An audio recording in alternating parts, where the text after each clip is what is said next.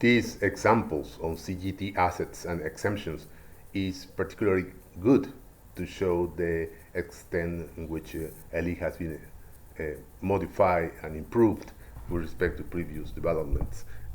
We used to have these as a knowledge base with a long set of definitions, templates for is a sort of relations, similar to is a, but different in which each one was a different relationship.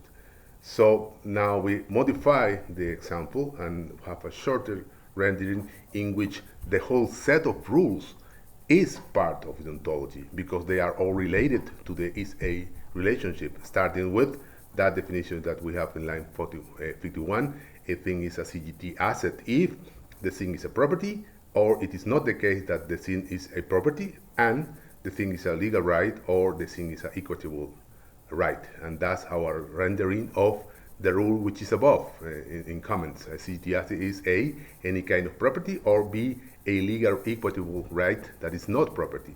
That's how we translate it into logical English now. We are following the instructions in this web page in which they list all the CGT assets and their exceptions. And this is a particularly important situation for the tax law because it is about defining what is a CGT asset, an asset that it is covered by the CGT context rules, but also when even having been established as a CGT asset, they can be exempted, and that's another set of rules which we are also including in this. And as I said, this could not be regarded as a simple knowledge base. This is more a set of rules to share among many knowledge bases. It's an ontology, the whole file. I mean, and you can see now that you can have in logical English a file for an ontology, which may or may not be combined with another knowledge base, and may or may not have scenarios and queries, and in this case it does. And there it is. I added a very simple description of a hypothetical scenario in which somebody called Collins has two assets. Well, actually he has one asset. Asset one belongs to Collins, is all we know, and Collins was a resident of Norfolk Islands at this date, and asset two was acquired, we don't know by whom, presumably by Collins, on another particular special date that is being checked in the rules. And those are the rules for an asset being exempt. So what do we want to do now? Well, we want to query that knowledge base, and we can do that in the usual way. We have three queries in this case. Which thing is a CGT asset? That's query one. And query two is which asset is a CGT exempt asset? Let's try the first to find out who or what is a CGT asset in general. And sorry for the dump of the is a hierarchy that we are doing now. As I said, this is a kind of temporal feature while we develop it. We have no, as this is a set of rules, but it's not part of the knowledge base. So when we say show prologue, it won't appear there. So this is something, that's why we are dumping it now here. I may add it to the dumping of the prologue thing with some message explaining that that's not exactly a rule in the usual way, but it is part of the ontology. But that's something we have to fix later depending on your needs, of course. But there it is. We have found out that asset 2 is a CGT asset, following the reasoning of the code. And there is another answer. Yes, there are more other objects, unidentified objects, which are CGT assets. We don't know the reason for that. But we also know that jewelry is a CGT asset. And we know that asset 1, there it is a CGT asset. Presumably after having considered this condition here, this information, asset 1 is belong to Lord Collins, is part of the scenario we are taking into account. And finally, rental property, plants, or equipment is a CGT asset. And that's another information that it is in the rules already, even though we don't have any particular information about the case. So those are things that are in general CGT asset reported by the system. If I run the explanation, I want to find out what are, you will find that that an object, that variable, can be instantiated in many ways. So there are more than one answer really hidden behind this. An object is a CGT asset. The object may be a main residence, for instance.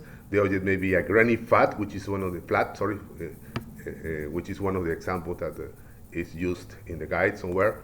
The object may be a vacant land. It's a business premise. It's a holiday house. It's a hobby farm. It's a farm. It's a real estate asset. It's a share. It's a unit. It's a convertible note.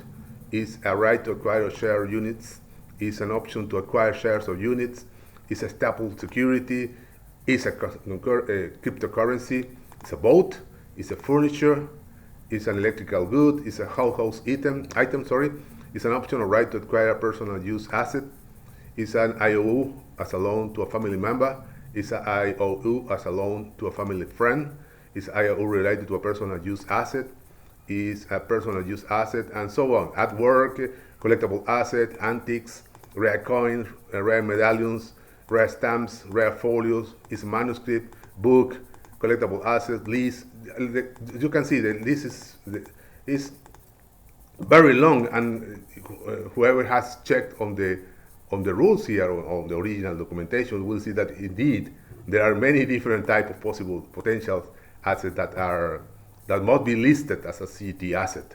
But when it comes to, after having established that there are some, I want to know whether there's some exempt that will not be paying any tax. And so we ask the second question, and then for the second question we get asset 2 is a CGT asset, exempt asset, and asset 1 is a CGT exempt asset. The two that we have not details about what those things actually are, what type of asset or what thing, what object they are.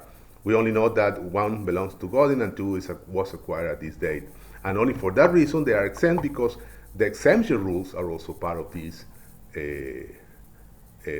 set of rules, because there is a type of conclusions. An asset is a CGT exempt asset if the asset is a gift, for instance, and the asset was gifted through a will or to a deductible gift recipient beneficiary. That one is not used. The ones that are used are these two. One mentioned Norfolk Island, which has a special territory for tax purposes, and also this date in 1985, which is a special day for the purposes of exemption. And that's what we wanted to show you, the two possible things. Maybe we can show also the explanation for this. And it will not be simple, because it is there are more than one, and it won't be simple because we have all the previous intermediate things, and at the end only is when we show the two that we are actually dealing with, the Norfolk Islands condition and the acquisition date, which are being verified internally, as you can see. And when we say where, there it is. And yeah, well, that's what I wanted to show you with this example. We invite everyone to check it and play with it. This is the actual taxonomy for CGT assets and their exemptions. Thank you.